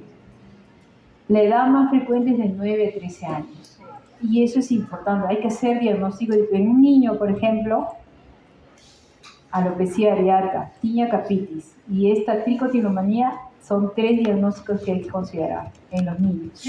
Entonces, cuando un niño entra al consultorio, ustedes obviamente con sus ojos así muy clínicos lo van mirando y van viendo cómo se comporta, ¿no? Porque el niño normalmente, el niño de de 9, generalmente es un niño, ya no es como un niño pequeñito, es un niño ya que se comporta, pero que no tiene todavía lo de los adolescentes, no está avergonzado. Es un niño que te mira normal, te mira la cara, se sienta, si tiene algún juguete va a jugar. Pero un niño que tiene alteraciones a nivel emocional, probablemente es un niño con la carita baja, es un niño muy callado, ¿ok? Y si tú le preguntas, muchas veces la mamá, o que es la que viene, lo niega, ¿no? Por vergüenza o por X motivo. Muchas veces, eso va para toda la patología en general, los pacientes no te dicen la verdad, ¿ya? Hay mucha tendencia por vergüenza a esconder. Tú le dices, ¿y tienes? No. Pues muy bien, visto un chico como, le quería tomar fotos para enseñarle, pero no, ya no tuve el tiempo. Tenía una cantidad de comedones en la cara. Yo le digo, ¿usas algo? No, le digo, no hay forma, tú tienes que haber usado. Y la mamá dijo, no, sí, usa Roxtil, betametasona, por 2 meses. Toda su cara llena de comedones. Cuando ustedes saben la patología normal, cuando ustedes ven lo que no está fuera de lo más frecuente, tiene que haber algo que lo está cambiando. En este chico era el Roxtil. Entonces, cuando ustedes ven un niño que se comporta un tanto diferente, ¿no? Y muchas veces la mamá lo niega, ¿no? La mamá dice, no, él nunca se jala el pelo, ¿cómo se va a jalar si yo paro todo el día con él? ¿Y qué lo cuida? Tengo una persona, o sea, usted trabaja así. ¿Y cómo lo ve al niño todo el día? Sí trabaja. Lo verá los sábados y domingos, pero el resto de días no, por X motivo, ¿no? Entonces el niño se jala el cabello. Hay algunas mamás, no, sí, yo le he visto que se jala el cabello. O el niño, ¿no? Como es un niño de 9 o un niño más pequeño, tú le preguntas. Y como para los niños, su profesora, alguien que es fuera de su casa es una autoridad. No sé si han tenido hermanitos, yo tengo a mi hijo todavía pequeño. Para él lo que le dice su maestra es ley, ¿no? Que la maestra me dijo tal cosa, ¿no, hijo? Pero si yo soy la médico, yo te estoy diciendo que no, mamá, la profesora me ha dicho que es esto. A cierta edad, para los niños, lo que le dice su profesora es así, es ley. Entonces tú al niñito le preguntas, obviamente con amabilidad, tú te jalas el cabello, aparte de examinarlo, porque ahorita vamos a ver los signos, ¿no? Y el niño te dice, o se queda callado, y te dice, no, pero ya ves su carita que bajó los ojos, tienes que pensar en esta patología, porque no es rara. Ahorita con los problemas, ¿ya? Entonces sería un problema más psicológico. Sí, pues obviamente es un problema emocional, es un problema, vamos a decir, que está dentro del capítulo de las enfermedades psiquiátricas, pero nosotros vemos las consecuencias y nosotros tenemos que mandar a la psicología. O sea, yo veo un niño con diagnóstico de tricotilomanía, no me lo voy a quedar. Ese niño, tengo que decirle, mira, a la mamá, él se está jalando el cabello, obviamente consecuencia de eso tiene la placa alopécica, pero él tiene un problema, ¿no? Tiene que llevarlo a psicología para que le traten el problema, ¿sí? Más frecuente en mujeres. ¿Y qué es lo que vamos a ver? Vamos a ver pues zonas alopécicas, ¿no? Donde el niño llegue, ¿ok? Generalmente en las regiones parietales, en la zona del vértex, pero también en las cejas y también en las pestañas. ¿Y cómo se ve? Ahí van a ver la placa alopécica, pero con pelitos en diferentes tamaños. Porque el niño no calcula, ¿no? La primera se la arranca, la otra de la mitad, entonces vas a ver como plantitas en diferentes tamaños. ¿Ok? Bordes imprecisos, diversas formas y tamaños. Miren, ahí ves, este es un niño de 7 años que tiene una zona alopécica, pero si lo miramos muy cerca vamos a ver los pelitos en diferentes tamaños. Es irregular, pero pueden ser muy circulares también, parecen alopecias areatas, parecen tibios. Esta es una persona, miren, ¿ok? De forma bastante irregular. Y esto es en una persona ya un poquito más grande, pero tiene lesiones de daño, pues, ¿no? Por las diferentes lesiones que ha tenido. Pero eso es secundario, pero el problema ahí es de arrancamiento, ¿ok? ¿Alguna pregunta? Doctora, como es un problema psicológico, ¿no también podría estar asociado a tricofagia y demás? Sí. Están asociados a esos tricobezoa, a esas formaciones de tumores tipo pelos que sí. Está asociado, sí. Esto está asociado a que ellos se lo coman muchas veces. O sea, se arrancan el cabello, como ya es, a veces el problema es complejo. Yo tenía un paciente que se arrancaba el cabello, luego lo miraba, lo soplaba y luego se lo comía. Ese era su ritual. Su mamá decía, tiene que mirarlo, tiene que soplarlo y luego comerlo. Es un problema psiquiátrico, ¿no? Muchas veces viene a la ingestión de los pelos. ¿Ok? Ya, habíamos visto todas las alopecias no cicatrizales. Vamos a ver las alopecias cicatriciales. No lo vamos a ver porque es un capítulo realmente muy grande, pero tienen que tener en conocimiento que hay alopecias que ya no va a crecer el cabello. ¿Ya? Miren, pueden ser congénitas. ¿Qué quiere decir? Que el paciente nace con algunos problemas que hacen que su cabello no crezca. Por ejemplo, hay ictiosis, ¿se acuerdan? Bueno, no hemos revisado, pero las ictiosis son un problema ahí donde la capa córnea no pierde esas uniones y se va acumulando, la descamación no se da, por lo tanto se forman unas escamas como si fueran de pescado que se llama ictiosis, ¿ok? Entonces hay ictiosis de diferentes tipos, una clasificación, ¿ok? Y eso va a producir en el cuero cabelludo pérdida de cabello. Entonces una ictiosis es una alopecia cicatricial. ¿Okay? La incontinencia pigmenti, la displasia fibrosa o las displasias ectodérmicas también producen zonas alopécicas o disminución del crecimiento del cabello. Las displasias ectodérmicas son todos los que vienen derivados de la hoja embrionaria del ectodermo, como es la piel, el pelo, las glándulas sebáceas se ven alteradas. Entonces es un cuadro de unos niños que no sudan, que tienen poquito pelo, tienen problemas dentarios también, ¿ok? Y pueden estar asociados a otras enfermedades. Ahí también hay alopecias cicatriciales, ¿ok? Formas localizadas, por ejemplo, si hay traumas obstétricos, ¿ok? También hay nevus. Algunos nevus epidérmicos, que son unos lunares, también producen alopecia. Esas son las congénitas, que nacieron así o se producieron durante el periodo de parto. Las adquiridas, bueno, si hay un trauma físico, una quemadura, un traumatismo, obviamente, si daña los folículos, ya no va a haber crecimiento de cabello. O infecciones, ¿se acuerdan? Aquí la más frecuente o la más... ¿Cuál es? Díganme una infecciosa que produzca una alopecia cicatricial. ¿Qué tipo? ¿Cuál? Ya. ¿Y la otra?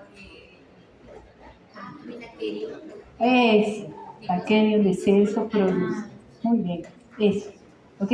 Si son piodermitis muy intensas, también puede producir. Todo lo que destruye el folículo puede producir. ¿Ya? Varicela, tiñas inflamatorias, tumores. Si hay metástasis, por ejemplo, de algunos tumores, siringomas, lesiones, también va a producir una alopecia cicatricial. Inflamatorias. Dentro de esas inflamatorias tenemos unos tipos de foliculitis. Esto es lo que nosotros vemos en consultorio. Lo he puesto en otro cuadrito, pero tiene que ver con esto, ¿ya? Son las cicatrices. Se dividen en 3 grupos: las linfocíticas, neutrofílicas y mixtas. Se dividen así por la presencia de estas células cuando le hacen las biopsias. Dentro de las linfocíticas tenemos el lupus eritematoso cutáneo crónico. Cuando ustedes vean reumatología, van a ver el lupus, es una enfermedad sistémica, pero hay formas localizadas. Hay un lupus eritematoso discoide, que es LED, que aparece en unas placas en la cara, pero también en el cuero cabelludo, inflamatorias y que producen alopecia, como esta lesión de acá. Pero se asocia a problemas de fotosensibilidad, hay veces úlceras, otro tipo de lesiones. El diagnóstico es con biopsia. Todas las tiñas que dejan alopecia se biopsia. Y ahí llegamos al diagnóstico, con sospecha clínica y biopsia. El líquen plano pilar. ¿Se acuerdan del líquen plano? Hay una presentación a nivel de cuero cabelludo y produce unas placas alopécicas. Una forma de presentación ¿ok? Una forma de presentación es la alopecia frontal fibrosante, que es, vamos a decir, no es raro de ver. sucede en mujeres adultas. ¿Y qué es lo que pasa? La línea de implantación del pelo se va corriendo. Ya no es acá, sino es como una muñeca. Esas muñecas que han tenido, que lo han usado mucho, su pelito se va perdiendo y se va haciendo más hasta el igualito. Eso es lo que se produce. Es irreversible, lamentablemente. Y también tenemos las neutrofílicas, como las foliculitis de Calvante, foliculitis especiales, y dentro de las mixtas tenemos una que es el acné queloideo de la nuca, que es que no es raro de ver, ¿ya? Entonces, he agarrado las más frecuentes. La de LED, la alopecia frontal fibrosante, y que se llama acné nucare. ¿Okay? Esto es frecuente de ver. Tenemos en consultorio pacientes que vienen con esto. ¿Qué son? El paciente tiene como unas pápulas, como unas pústulas, que al inicio son pustulares. Sale secreción purulenta, pero después cicatriza y se forman pequeñas pápulas de consistencia dura, como si fueran queloides, a nivel de la zona occipital cerca al cuello. Y pueden ser chiquititas o tumorales grandes. Y ahí la pérdida del cabello ya es irreversible. La causa exacta no se sabe. Probablemente haya algunos factores exacerbantes como la fricción. Por eso a estos pacientes les decimos que no friccionen, que no se corten el cabello chiquito, que no usen gorros, cascos, algo que friccione esa área porque va a estimular más. Y debemos evitar que se formen foliculitis, infecciones, debemos tratar sus dermatitis seborreicas. También hay alteraciones del tallo piloso. O sea, hemos visto problemas a nivel del folículo, pero el tallo piloso en sí del pelo, ¿tiene alteraciones? Sí. ¿Ya? Todos los defectos morfológicos del tallo piloso y la mayoría son trastornos que nacen en las personas o pueden ser parte de genodermatosis. ¿Qué son las genodermatosis? Son enfermedades genéticas, generalmente de nacimiento, con manifestaciones cutáneas. ¿Okay? Entonces, en ese tipo de genodermatosis, que son un montón, que hay libros de esto, puede haber alteraciones a nivel del pelo. Esas alteraciones, cada uno de ellos tiene un nombre. Aquí los he puesto. Con fragilidad capilar, o sea, producen alopecia, y sin fragilidad capilar. Simplemente el pelo está ahí, pero es un pelo totalmente alterado, como este cabello impeinable, por ejemplo, que es un cabello totalmente esponjoso. Es alteración estructural.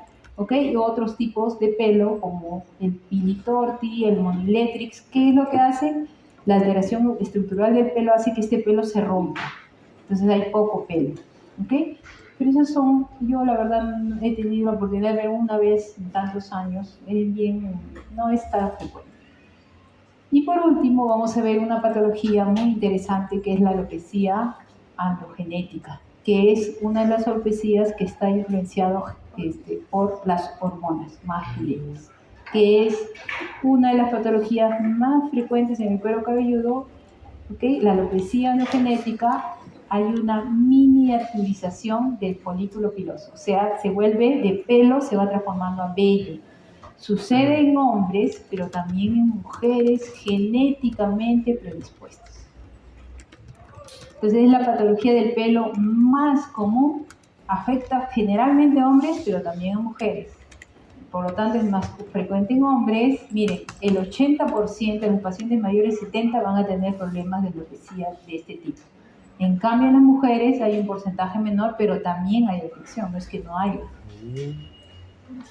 Es una enfermedad donde está mediada ¿por qué? Por andrógenos. Ahí el problema son los andrógenos. Entonces hay una persona predispuesta a los andrógenos, hay una enzima, ¿ya? 5-alfa reductasa, que va a convertir estos andrógenos en dihidrotestosterona, y esa hormona transformada va a actuar directamente en el cabello y lo va a hacer caer. En una persona genéticamente predispuesta.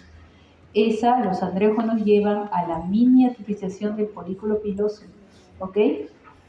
Su diámetro se vuelve vello prácticamente, disminución de la fase de crecimiento. Entonces, ¿cómo lo vamos a ver?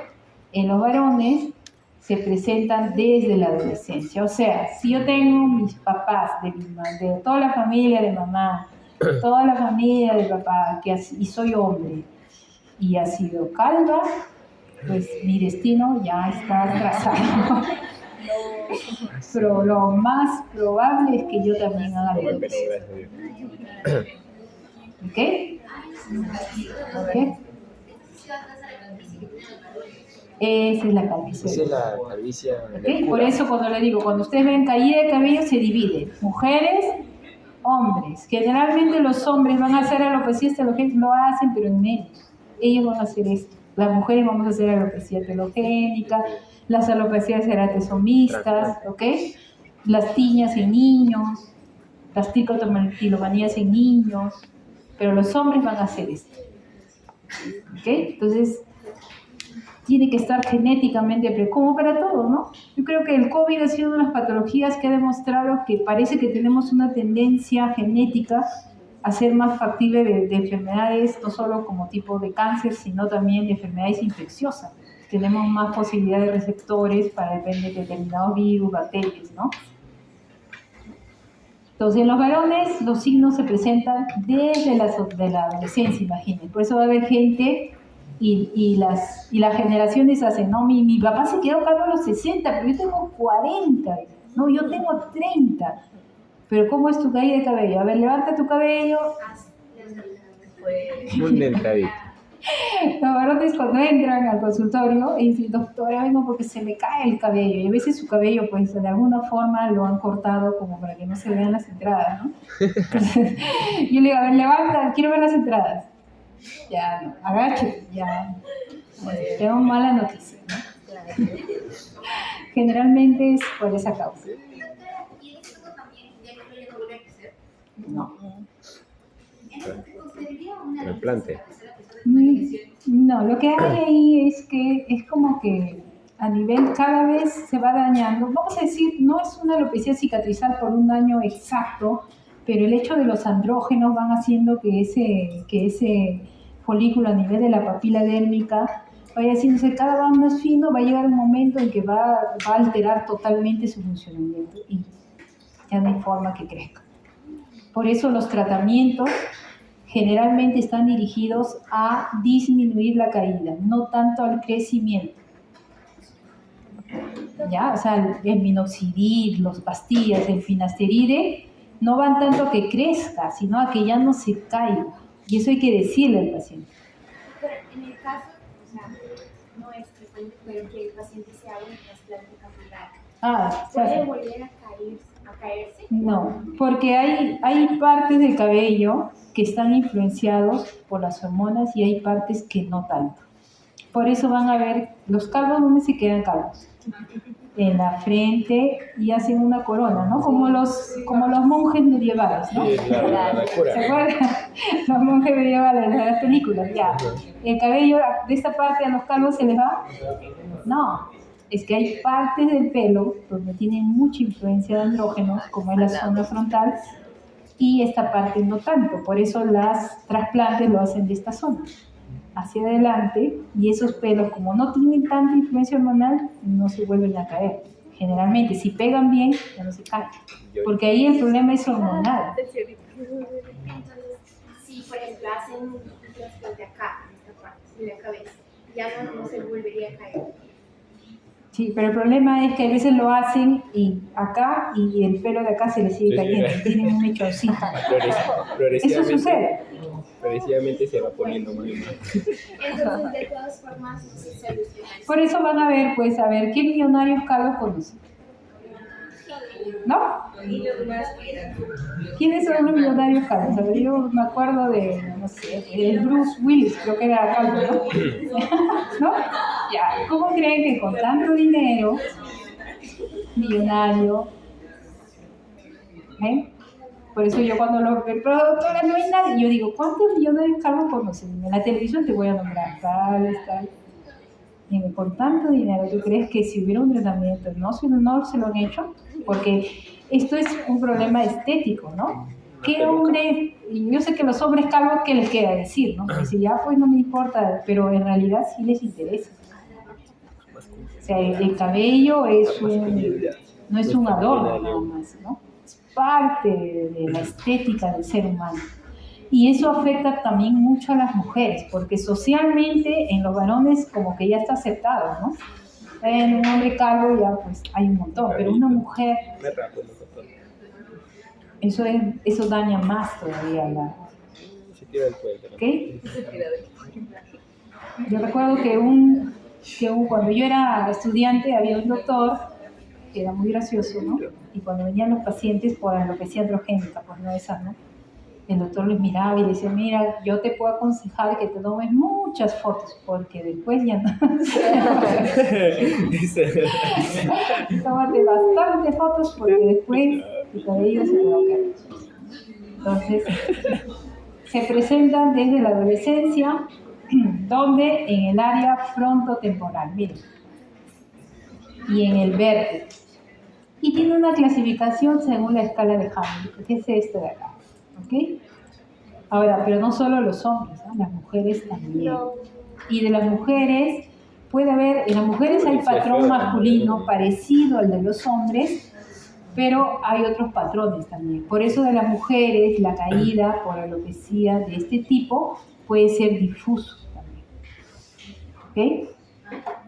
En las mujeres los patrones son más variados, incluyen, mira, en la región coronal, como esta.